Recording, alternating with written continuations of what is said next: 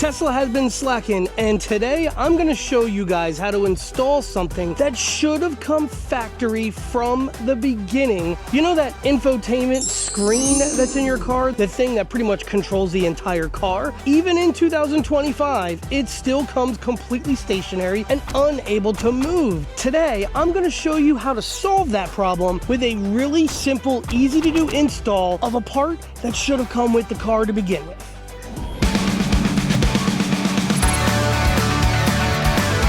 What's up YouTube? Chris from Lock It Tech here. Today we're going to show you how to install and of course review a screen swivel mount for your Tesla. Now this install that I'm going to show you is pretty much the same for a Tesla Model Y or a Model 3, and it does hold true for even like the Highland and the Juniper. If it's from 2019 onward, it's pretty much the same install. And then we're going to check it out and review it. Now the one we're going to check out and review that I'm putting in today is the swivel screen mount from Hansshow. Now the thing I like in particular about this one is not only does it let you move the left or right, but it also lets you move the up and down. And I got to tell you, being able to move your screen not only avoids glare and things like that, but it just gives you a nicer, better viewing angle as the driver. Now, I do want to say up front, Hansshow did send me this swivel mount free of charge. However, it is not going to change my overall review. It's not going to impact my thoughts on it at all.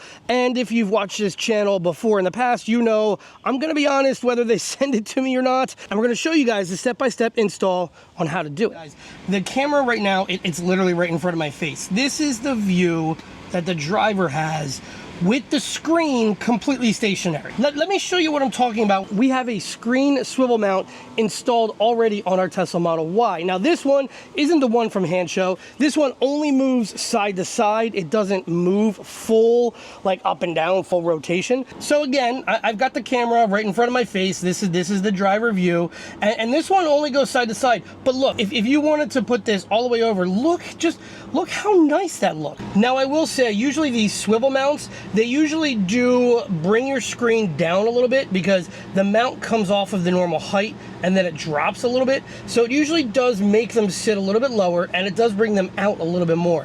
But it's so minuscule, you barely realize it. I just don't understand why Tesla hasn't done this as a stock type of upgrade to their vehicles at this point in 2025. But this install is a very easy install. The version from Hansshow comes with every tool that you're going to need, with the exception of maybe a towel. I would get like a soft microfiber cloth towel to set down on your center console to set the screen on to protect it. It's the only thing they don't give you. Everything else is completely included in the kit. You get a sheet with the instructions. You know how we feel about that. We're not going to pay attention to that. Here are some of the parts we're going to be using. This is like the main collar that's going to go behind the screen. This is the screen collar itself.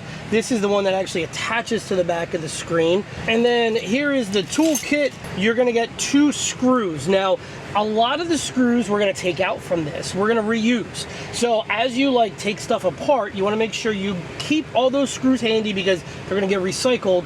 But these are 2 additional ones that we're going to use and put on new as part of all this. Now this mount looks a little different than a lot of the other ones. This one looks a lot different than the one we put in the Model Y. It's like offset and things like that. Trust me, it may look a little goofy, but it's going to make sense. And then the last piece that's in here at the bottom, this is just the temperature sensor cover.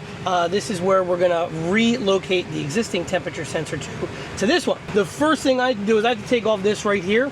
This is a little cubby that we added on from Spigen. I love this little cubby. It adds a lot of functionality. I'm really hoping this still works with the swivel mount. It's really easy to take off. It's just magnets. You just pull down, the top piece comes right off here, and then we're gonna set that aside, and then this just pulls right out like that, and boom, my little cubby is no more for the time being. First thing we're gonna do is we're gonna go underneath the screen. We gotta take off the current temperature sensor. Now it's a little cover that's under there. We're gonna take our pry tool and we're gonna stick it into this little hole that's gonna be down there, and we're gonna use the pry tool to pry it off. You don't have to worry about, I mean, don't go yanking on it, but give it a little bit of pressure, and it's just a bunch of clips that are gonna give out, and you'll notice the sensor will drop down. There's no screws or anything, so it just takes a little bit of force is all. Here is the temperature sensor itself right here, we have to unplug it, which is really simple to do. There's just a little pin right here on the top. We're gonna push it in, and then we're gonna pull this up, and then it'll disconnect, and we can just set this whole piece aside. So the next step in the process, we gotta take this bolt out, and we gotta take that bolt out. So these are just 10mm socket bolts. You can use the included socket removal one that they give you, or you can get your own socket. I'm going to be using my own socket, but we're just going to take these bolts out. Now again, we're going to be reusing these, so make sure you don't lose them. These are the bolts that we just pulled out. They look kind of funny. They look kind of like a bottle, right? These are the 10mm bolts that we pulled out. We pulled out 2 of them. Again, you want to make sure that you keep these. Don't lose them. I'm going to put mine in my cup holder because we are going to need them again. Now comes the fun part that makes everybody nervous. You just got to pull. You want to try and pull straight back. It might give you a little bit of resistance. You just want to kind of wiggle it a little bit. Wiggle it. Just a little bit. Oh, I forgot something that we were supposed to do. I forgot a really critical step, and it's you want to put your screen in screen clean mode, so when you grab it, you're not going to be setting stuff off.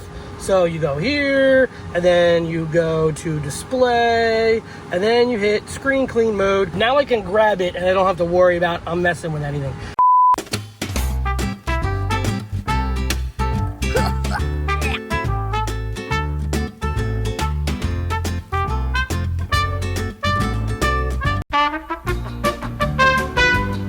Now that we got that taken care of, let's go ahead and we're just gonna grab it and we're gonna try and pull straight back. All right, my left side.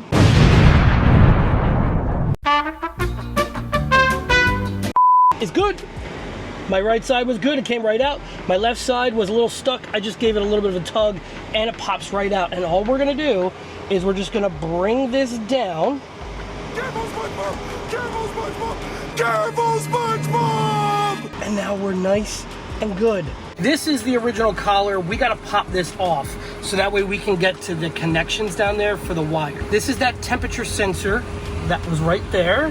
These wires down here we're gonna get to, but in order to get to them, we gotta take out, see that little screw right there? That's that Torx T20. There's one there, and then there's one right there. Those 2 we're gonna take out, and then that's gonna release this collar. We can slide the collar up, and then we can get a better access point to these wires so we can properly remove them and don't have to worry about anything. Now that we got those unscrewed, I'm gonna go ahead and I'm gonna slide the collar up. This is just a collar to protect the connection, so it can't easily just slip off and fall out. We're just going to take this off. It's really easy. These little clips right here, we're just gonna pry them apart, and then this whole thing slides up, and then we can easily access, because it's gonna be on the front, the little pin that we press in that then releases this whole wire, and the wire comes up. Now, I do urge caution, right? This is the main wire that connects, and these are small little pins. So try to be gentle with it if you can. The pin is right here in the front. It's this thing right here that like I'm pressing on. You just push that in, and then you pull up on the wire, and it all comes out. Now we could take this collar off. This is the original collar. We're not gonna use this anymore. We're gonna take our new bracket, right? And you wanna make sure that the L right there is on the left side, because that's gonna go to that one. And these little dimples, they're at the top, they stay upwards. They stay at the top part of this. We're just gonna take this and we're gonna line it up, and it's gonna go right in. All right, now it's in. Now we're gonna take our original screws that were in this bracket, we're gonna reuse them, put them back in from the bottom, and we're gonna screw this new bracket onto the old existing bracket. So here's my original screw. I'm gonna go ahead right here in the bottom. I'm just gonna screw that in. Now I'm gonna go through with my socket wrench and just tighten her up. This is what's gonna keep it nice and tight. So make sure it's nice and tight. I cranked down on it a little bit. This isn't plastic, this is all metal. It can handle it. You know, I didn't go like all Incredible Hulk on it, but I did make sure it is in there nice and tight. We gotta put the new collar on, which kind of goes like this. You go like this, and then it's meant to slide right on over top.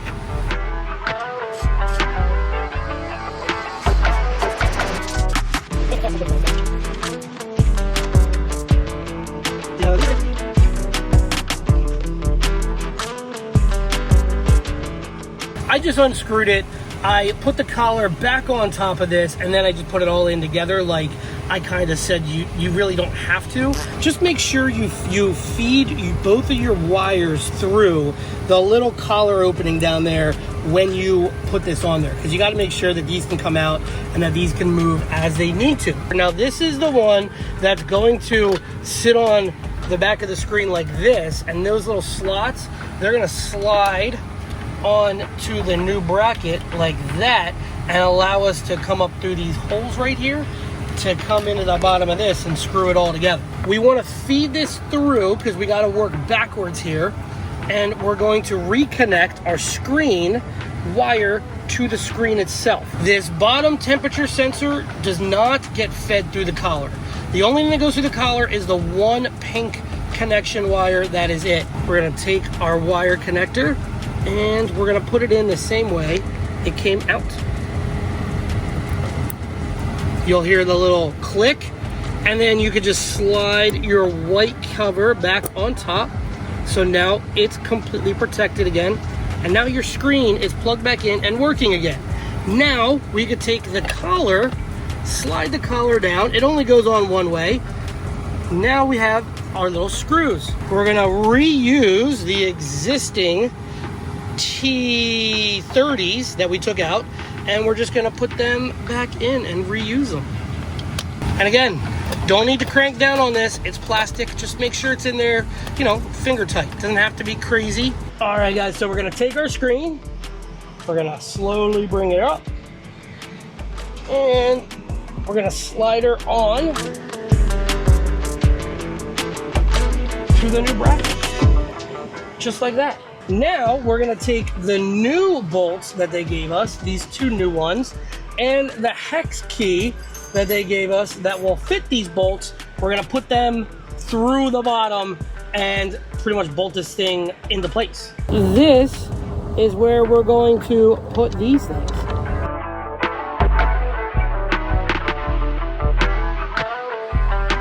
And there you go. Screen is on nice and tight, no problems with the screen. We can move it up, we can move it down, we can move it left, we can move it right. This is awesome. Wait till we're done. All right, now we got to finish up. Let's get it together here, Chris. Come on, get it together. We're gonna turn our attention back over to this bad boy. Remember this? This is the temp sensor. So we got to take this out because we got to put this on the new one that's gonna go back underneath there in all sorts of fun, awkward angles again. So this is the T20 torque screws. There's one right there, and there's one on the other side right there. We're just gonna take them out, and then the temp sensor itself just pops right off. We are gonna reuse these screws again too, so make sure you don't lose them. Here's our temperature sensor that we're just gonna put onto the new one. And here is the existing plate, the original OEM one that we don't need. So we're just gonna go ahead and set that aside up there with the other stuff. Now we're gonna take the new one, which is this right here, and this is gonna go onto it. It only goes on one way. It actually is kind of this way, where the pin should be on the left. It's just gonna go on, and you'll see it'll line up perfectly.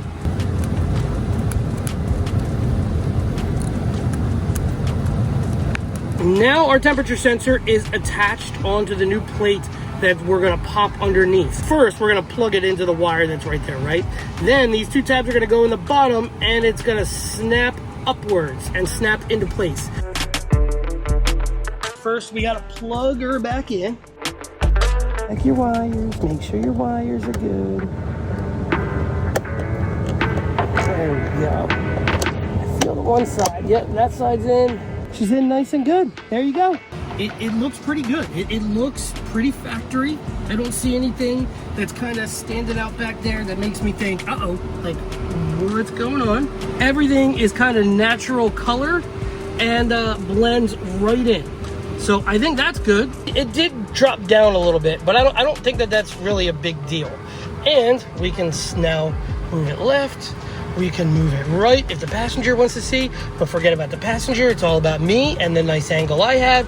I can tilt it down if I want it more downward because of a bad angle. I could bring it more up. I actually kind of like it pretty straight. Maybe a little bit of a slight of an angle there. I think that's kind of the viewpoint that I'm going for.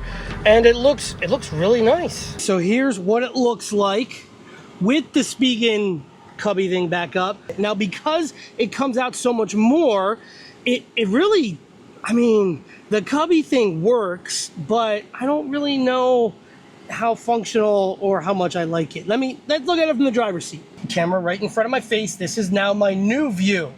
I do like how it's angled. I do like how I can tilt it back a little bit to get just the angle that I like.